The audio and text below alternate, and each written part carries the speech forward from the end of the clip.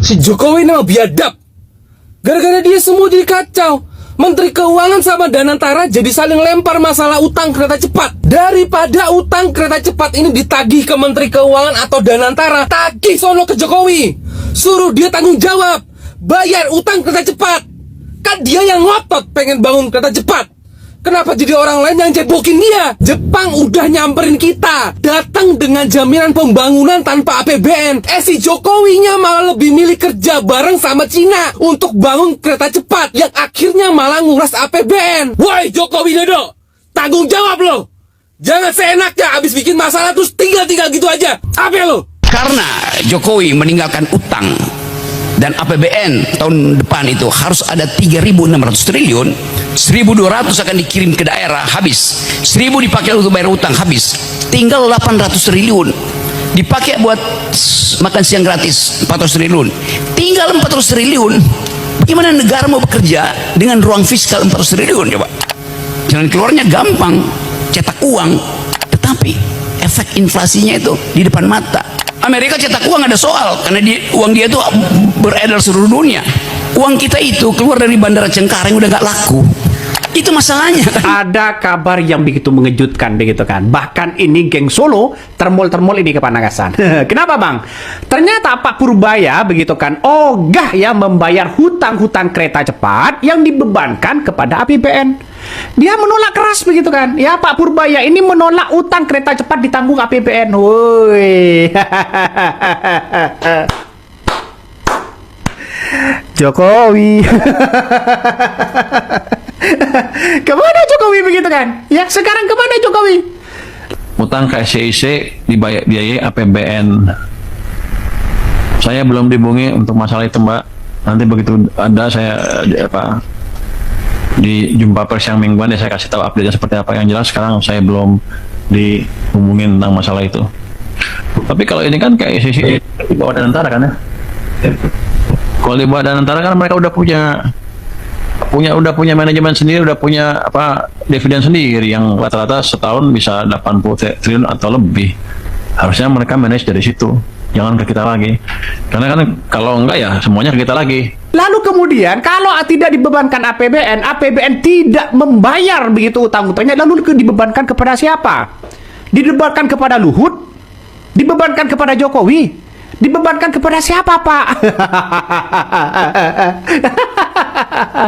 Coba bayangkan begitu kan, bayangkan.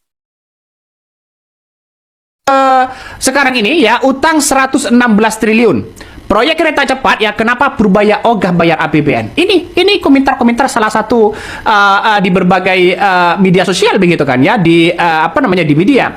Tapi dengan janji Jokowi begitu kan ya, janji Jokowi begitu kan ya, dia dianggap berbohong bahwa mengatakan bahwa ya ini sudah janji Jokowi mengatakan ya kereta cepat tidak memakai APBN. Itu janjinya Jokowi bos. Ini mengingat janji Jokowi saat ya pilih Cina, kereta cepat tidak memakai APBN. Pada kenyataannya didebakan APBN. Dan sekarang Danantara pusing. BUMN yang lain begitu kan ya, yang di bawah naungan Danantara ini pusing cari uang bos. Kalau kerugiannya sangat luar biasa begitu. Oke, ini saya kira ini langkah yang bagus bagi Pak Purbaya. Nampaknya geng Solo habis. Ya ternyata jadi beban begitu. Inilah langkah Presiden Prabowo begitu kan ya, untuk bisa meletakkan Pak Purbaya ini ya secara tidak langsung ya habisi mereka yang tidak produktif. Emang lu siapa? Kata Purbaya. Kira-kira seperti itulah logikanya begitu. Ini menarik begitu kan. Bayangkan di semester 1 saja begitu kan. Kabarnya konsorsium BUMN kabarnya sudah merugi 1,62 triliun gara-gara kereta cepat di tahun 2025. Bayangkan ini mana janji Jokowi? Mana janji Jokowi begitu kan? Mana Jokowi? Mana Jokowi? Ngeri nih. Ngeri sekarang ini. Tanda-tanda apakah ini mangkrak? Tanda-tanda siapa yang mau bayar? Apakah Jokowi? Apakah Pak Luhut? Apakah siapa begitu? Jadi keras sekali ini begitu kan ya. Pak Purbaya ini keras sekali sekarang ini. Makanya Menteri Keuangan Pak Purbaya ini begitu menolak tegas usulan penggunaan APBN untuk menanggung sebagai utang proyek kereta cepat Jakarta Bandung atau KCEC begitu. Purbaya ini menegaskan bahwa PT KAI sebagai salah satu pemegang saham KCEC harus membiayai hutang tersebut secara mandiri. Menyarankan agar perusahaan-perusahaan memanfaatkan begituan dividen besar yang dikelola oleh lembaga pengelola dana kekayaan begitu kan. Ya, termasuk bagaimana Danantara. Ya, yang nilainya mencapai kabarnya 80 triliun begitu kan per tahun. Bayangkan. Ini saya kira Pak Purbaya ini nampaknya ya ngapain kita APBN membayar APBN sebanyak itu begitu. Bagaimana dengan yang lain? Ini ekonominya tidak jalan kalau difokuskan ke kereta cepat. Kalau kerugiannya 1 triliun per semester, 1 triliun per semester, bayangkan. Ya ekonomi kita tidak gerak, Pak. ini langkah yang bagus ya bagi Pak Purbaya. Saya apresiasi yang sangat luar biasa. Termol kepanasan loh. Oke teman-teman semua, kembali lagi bersama saya di channel ini. Salam NKRI harga mati. Nah, teman-teman semua, dimana kita melihat tadi sebuah cuplikan video yang sangat begitu menarik, di mana Pak Luhut ini dan Jokowi adalah dua orang yang bersengkongkol untuk mengkorupsikan uang negara. Nah, teman-teman semua, mari kita bahas bagaimana mengenai video-video berikut ini dan begitu juga komentar netizen dan masyarakat di bawah ini. Nah, teman-teman semua, di sini dikatakan kami tidak rela bayar pajak, kami untuk bayar hutang kereta. Nah, suruh Luhut sama Jokowi yang bayar, enak banget, nggak ada manfaatnya buat rakyat semua. Nah, tanggung jawab Pak Jokowi, tindakan Purba sangatlah cepat. Ambil duit Jokowi dan bunkernya untuk bayar utang negara. Kalau kurang suruh Luhut yang nombokin kekurangannya, dia berdua yang ngurus duit negara ini. Yang betulnya opung Luhut sama Jokowi kongsi memakan uang sampai ratusan triliun. Enak betul Jokowi dan Luhut yang ngutang, Purbaya yang bayar uangnya, dan korup orangnya yang bayar. Nah, betul di era Jokowi, Luhut dan lain-lain terkorup di dunia bikin kacau negara RI ini.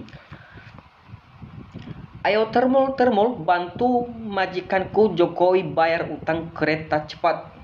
Ayolah bela mati-matian Jokowi, cair duit bayar hutang.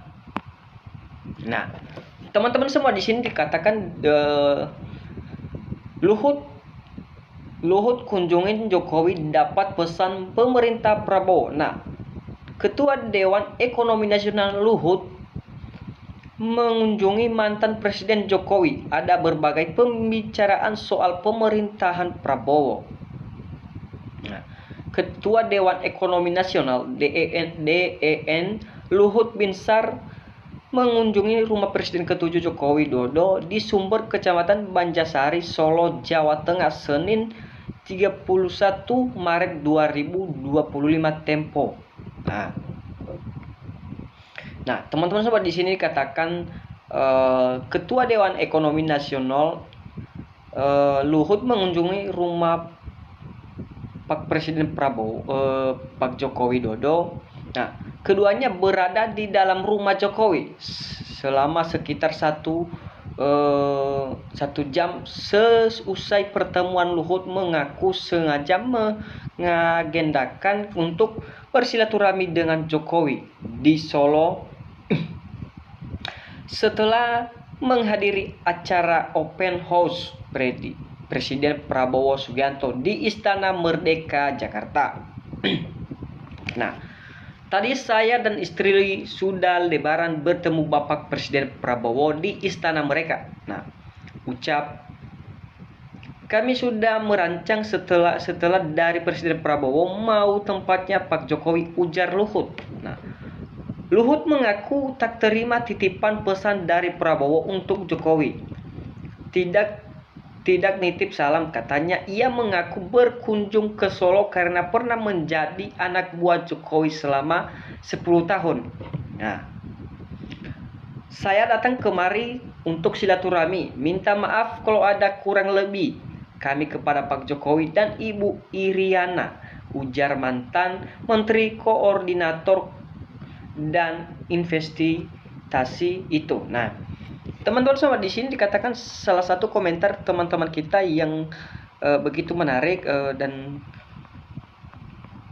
proyek ambisius Jokowi meningkatkan utang menumpuk, menyengsarakan rakyat kembali. APBN sesuai fungsinya. Nah, saya sebagai rakyat sejelara, saya memahami niat baik Pak Menko untuk mengamankan aset negara.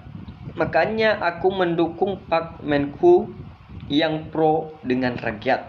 Nah, teman-teman semua, di sini dikatakan Luhut mengklaim selama menjadi anak buah Jokowi telah merasakan berbagai usaha dia untuk Indonesia. Ya, itu kita juga harus jujur mengakuinya. Ia mengaku tak terlalu banyak hal yang dibicarakan dengan Jokowi. Menurut Luhut, Jokowi sangat terhormat Prabowo sebagai presiden dan turut mencermati kondisi perekonomian Indonesia saat ini. Nah,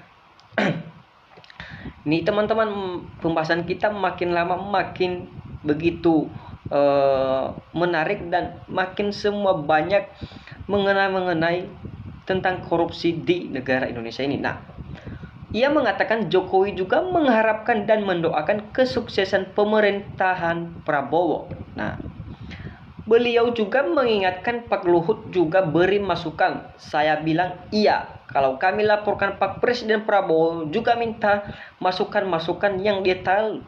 Dan saya lihat beliau sangat memperhatikan mengenai itu, ungkap dia. Nah, ditanya soal perkiraan proses transisi dari pemerintah Jokowi ke Prabowo, Luhut menilai wajar jika kepemimpinan baru membutuhkan waktu 6 hingga 10 bulan untuk masa peralihan. Nah, dulu dengan Pak Jokowi satu tahun kami kan mencari bentuk dan proses transisi. Ya, kalau Pak Prabowo 6 sampai 10 bulan saya kira wajar saja. Yang jelas secara fundamental ekonomi kita baik-baik saja sampai sekarang, ujar Luhut.